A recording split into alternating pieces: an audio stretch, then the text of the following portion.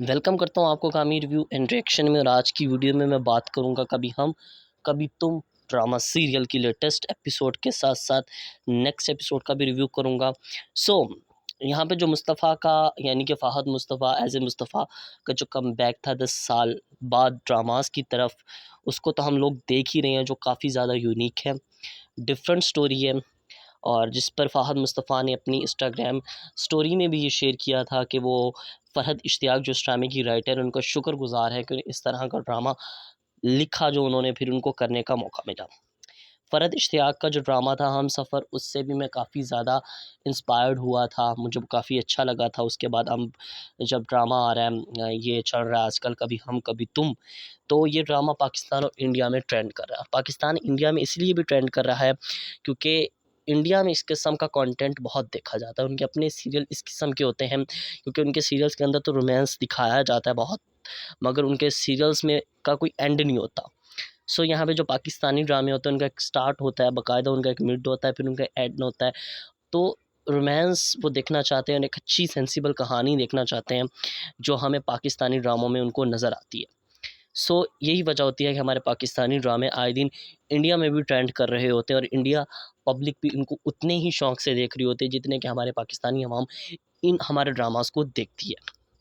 सो episode 18 के अंदर जो तमाशा लगाया रुबाब ने, और शर्जीना के गेस्ट आए हुए थे, उसने आगे उनकी काफ़ी ज़्यादा इंसल्ट की।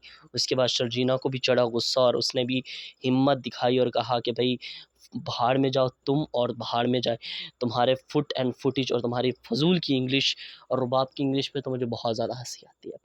आई नो डायरेक्टर ने क्या सोच के इस चीज़ को ऐड किया है, या राइटर ने क्या सोच कर रुबाब के करैक्टर को ऐड किया है। आई थिंक उर्दू बोलकर भी बहुत अच्छे से नेगेटिव करैक्टर नरेट हो सकता था। अगर आपने ज़्यादा पढ़ा लिखा दिखाना है तो ठीक है। और ऊपर से मुझे अदील की ड्रेसिंग आती है। अदील जब खड़ा होता है, आई थिंक पिक्चर पिछली में, तो वो बड़े ऑलमोस्ट जो अदील की ड्रेसिंग है काफ़ी सेंसिबल है, लेकिन काफ़ी ज़्यादा नौटंकी वाली ड्रेसिंग भी कर देता है, जिस पर काफ़ी ज़्यादा हंसी आती है। और अदील का जो करैक्टर है, वो एक ऐसा करैक्टर है कि आई थिंक जो अपने अंदर या अपने आप को सब कुछ मानने वाला जो फोबिया है ना, वो उसके अंदर है। और ये फोबिया जो है ना, ये अदील का आखिर तक रहेगा। अब वो मुस्तफ़ा से जेलिस हो रहा है कि एक मुस्तफ़ा को, वो जो लड़की जो वो ले रहा था, जिसको उसने रिजेक्ट कर दिया, उसको मुस्तफ़ा ने लिया और मुस्तफ़ा अब उस पे जान निछावर करने को तैयार है। और मुस्तफ़ा ने जब किया शर्जीना का सपोर्ट, आई थिंक बहुत अच्छा कॉन्सेप्ट लेकर आई हैं फ़रहद इश्तियाक इस ड्रामे की राइटर, के मज़लूम नहीं दिखाया हुआ, ना ही शौहर को ऐसा दिखाया हुआ कि वो अपनी बीवी से बिल्कुल ही बेबाक है। और ना ही ड्रामे के अंदर बेस्टूपिड किस्म का ड्रामे को अब तक ट्रैक किया गया। 18 एपिसोड के अंदर बिल्कुल भी ऐसा कोई सीन नहीं मुझे लगा जहाँ मुझे लगा हो कि हाँ, ड्रामे को ड्रैग किया गया। एक बाकायदा तरीके से कहानी स्टार्ट की गई और उस कहानी को अब चला रहे हैं बिना ड्रैग किए। एक कॉन्सेप्ट ला रहे हैं, पहले उनको अंडरस्टैंडिंग करवाई, शादी करवाई। ये नहीं कि हाँ भाई बहुत ही हम इसको आगे 60 तक लेके जाएँगे।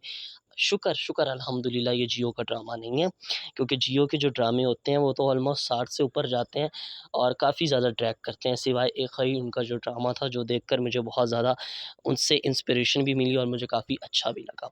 वहीं अब कभी हम कभी तुम जो ड्रामा है, I think the best drama भी इसको मैं कहूँगा, बेस्ट ऑफ द ईयर ये ड्रामा है। और इसकी नेक्स्ट एपिसोड में हमें यूँ एंटरटेन करेंगी। मिलता हूँ अपनी